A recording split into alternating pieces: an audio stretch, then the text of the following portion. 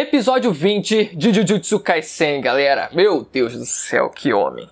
Meu Deus do céu, por favor, Gojo Satoru, entre e coma toda a minha família. Pode comer a comida também. Pode comer tudo que você quiser. Pode comer até eu. Se você se parece com Gojo Satoru, ou se você pelo menos tem os olhos, essa pode ser só essa parte daqui pra cima, parecido com Gojo Satoru, me mande um ADM. Pode mandar nos comentários também que eu vou atrás de você. Galera, que final de episódio lindo foi esse, o quão fluida foi aquela animação do final do episódio, mas vamos comentar sobre o episódio inteiro, galera. Eu sei que o final chama muita atenção, porque, né, aquele homem não tem como chamar atenção, ele rouba as atenções de todo mundo. Mas antes eu queria lembrar, quem não foi inscrito ainda no canal, aproveita, galera, esse é o momento para você se inscrever no canal, pra gente poder bater a meta de 400 mil inscritos, e dessa forma você não perder os próximos vídeos que tem saído de Jujutsu Kaisen aqui no canal, beleza, galera? O episódio começa mostrando um pouco do flashback do Todo, onde ele conhece uma mulher chamada Yuki Tsukumo. Essa mulher ela vai aparecer mais à frente no mangá, mas ela aparece nesse flashback conhecendo o Todo e ela servindo como uma inspiração,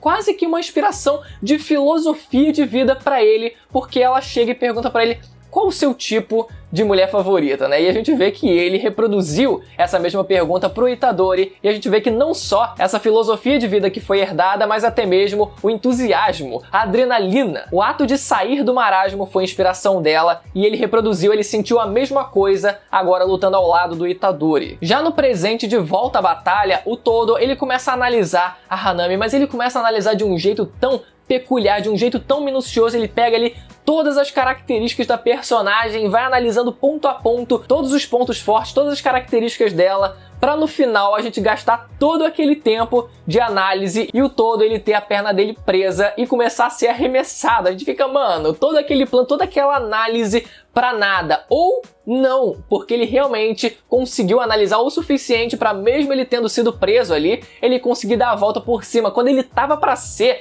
empalado vivo naquelas estacas de madeira, ele consegue usar o encantamento dele e troca de lugar com a Hanami. Eu falei, caraca! Mas óbvio que com a regeneração avançada da maldição aquilo não seria suficiente. Só que isso já abre uma vantagem pros dois, e o Itadori e o Todo eles começam a rebocar ela de um jeito lindo. Tem uma parte na primeira sequência do episódio onde eles rebocam ela bastante, e depois, na segunda parte do episódio, depois do intervalo, que eles também continuam a rebocar bastante. Mas partindo pro ponto principal mesmo, é quando o Itadori ele consegue usar 4 Kokusen seguidos. Ele tinha conseguido usar o primeiro episódio passado e dessa vez ele conseguiu usar 4 seguidos. E assim ele consegue igualar o recorde do Nanami, que ele aparece quase que como uma entrevistazinha, como se fosse uma entrevistazinha, o meu recorde foram 4 Kokusen seguidos. Então ele conseguiu igualar. Cara, o Itadori ele é um prodígio, não tem como dizer que não, né? Desde o primeiro episódio isso foi deixado muito claro que ele realmente era, principalmente fisicamente, ele era um cara muito acima da média, extremamente acima da média, porque ele batia altos recordes mundiais e tu ficava, mano,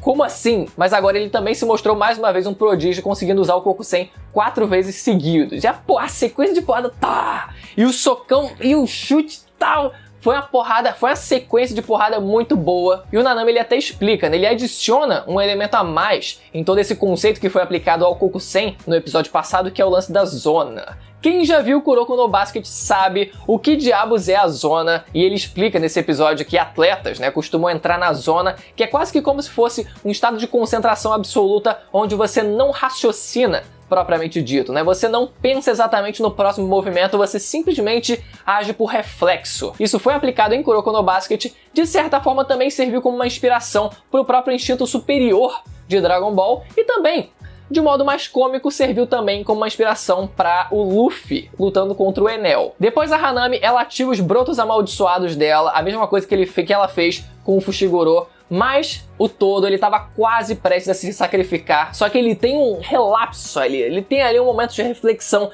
de 0,00001 segundo, onde ele consegue chegar na conclusão de que ele não precisaria se sacrificar por completo. Por mais que ele estivesse pronto para receber o golpe no lugar do Itadori, ele tem uma memória, ele na verdade tem uma imaginação, uma conversa com o próprio com a própria consciência dele, que é meio que materializado numa garota de escola que eu não sei se é uma personagem de fato ou é unicamente a própria consciência dele, ele conversando com ele próprio, mas que, né, acabou sendo uma garota no meio de uma sala de aula ali que eu fiquei meio what the fuck, mas tudo bem, ele consegue chegar no meio dessa conversa interna que ele tem, ele chega à conclusão de que não, ele não pode usar a energia amaldiçoada porque aqueles brotos, eles na verdade se alimentam justamente disso, eles não se alimentam de sangue, mas sim de energia amaldiçoada, então se ele se defender só com o físico dele, ele vai conseguir bloquear aquilo e aqueles brotos eles não vão fazer o efeito que a Hanami ela pretendia que fizessem. Depois do todo, ele consegue levar a Hanami até perto do rio onde a Maki e o Fushiguro lutaram contra ela. E o Fushiguro avisa ao todo dizendo que a arma que a Maki ela estava usando, ela estava naquele rio. E é muito engraçado como o Itadori ele é transportado para lá, né? É usado o encantamento para mudar ele de lugar com a arma e ele vai parar dentro do rio. Ele fica, ué, como é que eu vi? Por que eu tô aqui? Tipo assim, tudo bem que eu tava teleportando ali o tempo inteiro, mas por que pra cá exatamente, né? É por conta da arma que foi transportada pra mão do todo e ele dá uma porrada insana na cara da Hanami, que óbvio, mais uma vez, não foi o suficiente, mas ainda assim foi uma porrada upada ainda com energia amaldiçoada. Depois a Hanami, ela decide absorver a vida da natureza à volta dela, ela consegue absorver a vida das plantas, mas ela explica que esse poder não vai diretamente pra ela, mas sim pra aquela flor que ela tem no ombro, que, bom, faz parte da maldição dela, meio que serve como uma oferenda. A fisionomia, né, a estrutura em si da maldição é meio esquisita, porque parece que tem ali quase que como se fosse um parasita, que é aquela flor no ombro dela, mas tudo bem. Ela, propriamente dita, não consegue usar, mas a planta em si que estava no ombro consegue. Talvez pela relação de, olha, é uma planta que tem no meu ombro e a gente está extraindo energia, né, no caso a energia vital de plantas, então faz sentido uma coisa com a outra aqui. Mas com isso, pelo menos indiretamente, ela ia conseguir ativar a expansão de domínio.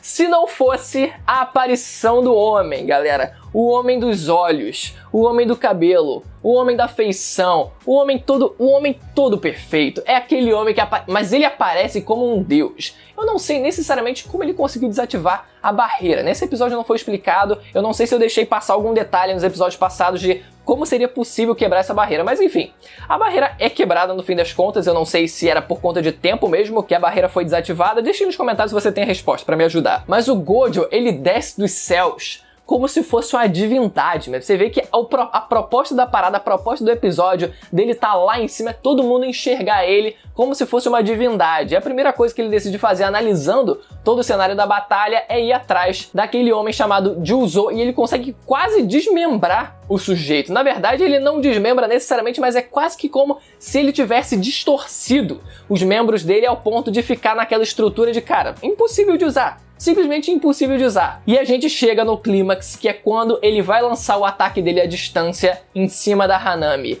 E chega o todo e fala só, Itadori, é melhor você ficar longe porque o negócio está vindo. E você vai acabar sendo acertado se você ficar perto, galera. E a Hanami já dizendo, é melhor eu sair daqui porque eu não sou trouxa, né, de encarar o Gojo. E eu não sei se ela ia passar por debaixo da terra ou se ela tava simplesmente montando o casulo dela para se proteger. Ficou meio confuso para mim essa parte, mais uma vez. Me ajudem nos comentários. E a técnica que o Gojo ele usa é uma técnica que mistura atração e repulsão, né? Aquele poder que tem a coloração vermelha e o poder que tem a coloração azul, cada um deles tendo uma proposta diferente, e ele une esses dois e meio que na prática acaba sendo só uma bola de energia que sai destruindo tudo na frente dele. Apesar de ter um conceito por trás, na prática acaba sendo bem simples, né? Pelo menos a representação visual que a gente vê na prática acaba sendo bem simples, mas aquela animação, a fluidez, a forma como ele gesticula, aquele pianinho tocando lá no fundo, cara, e aquele fundo lá também colorido meio roxo, lindo, lindo, cara, não tem.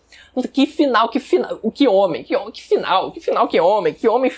final de homem. Ainda bem que minha namorada não veio de Jutsu, porque senão iam ser dois querendo casar com o Gojo.